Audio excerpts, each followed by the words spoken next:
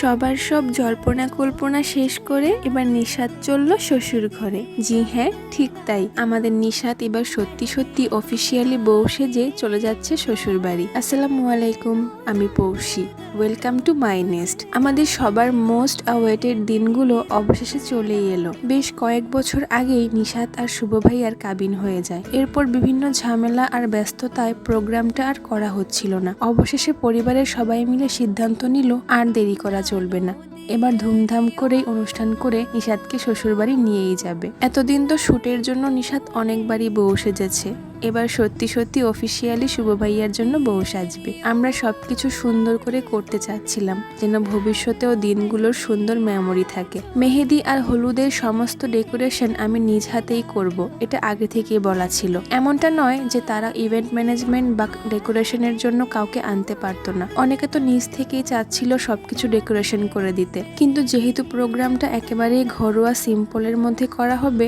তাই আমি নিজেই চাচ্ছিলাম সবটা করে নিতে।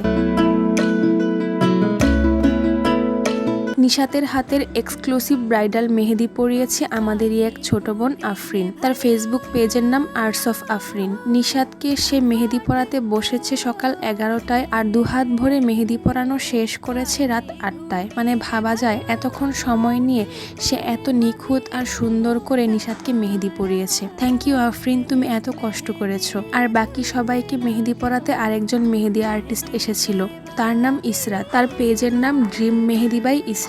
সেও খুব সুন্দর করে সবার হাতে মেহেদি পরিয়েছে।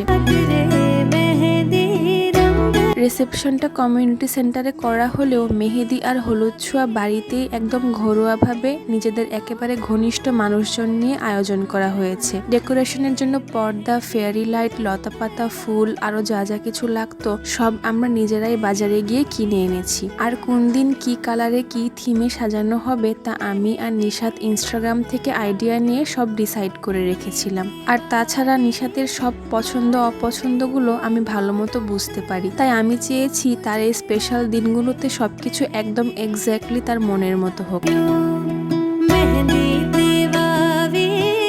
সবকিছু করার পর যখন প্রোগ্রামের সময় ঘনিয়ে এলো তখনই আমি কিছুটা অসুস্থ হয়ে পড়লাম। তাও যতটা সম্ভব হয়েছে নিজের সবটা দিয়ে চেষ্টা করেছি নিশাত আর শুভ ভাইয়ার দিনগুলো যেন সব থেকে স্পেশাল আর সুন্দর করে তুলতে পারি।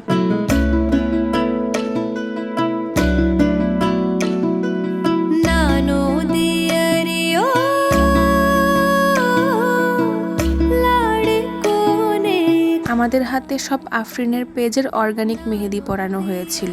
আমি সারাদিন প্রচুর বিজি থাকায় মেহেদি পরার টাইমই পাচ্ছিলাম না। পরে সবার শেষে আফরিনই আমাকে দুহাতে মেহেদি পরিয়ে দেয়। আমি খুব অল্প সময়ই রাখতে পারি, কারণ মেহেদি শেষ হওয়ার পরপরই রাতেই আবার হলুদের ডেকোরেশন শুরু করে দিই। তারপরেও খুব সুন্দর রং এসেছে আমার হাতে।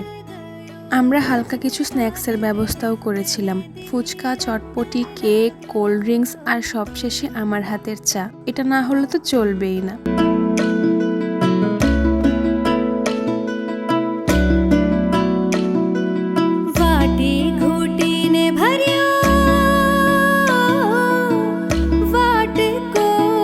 আলহামদুলিল্লাহ মেহেদির সবকিছু ভালোয় ভালোয় শেষ করে আমরা পরের দিন হলুদের প্রস্তুতি নিতে শুরু করি।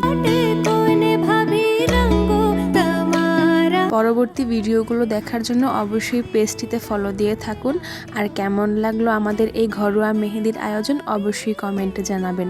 আজ তবে বিদায় নিচ্ছি, দেখা হবে আবার হলুদের ভিডিওতে। আল্লাহ হাফেজ।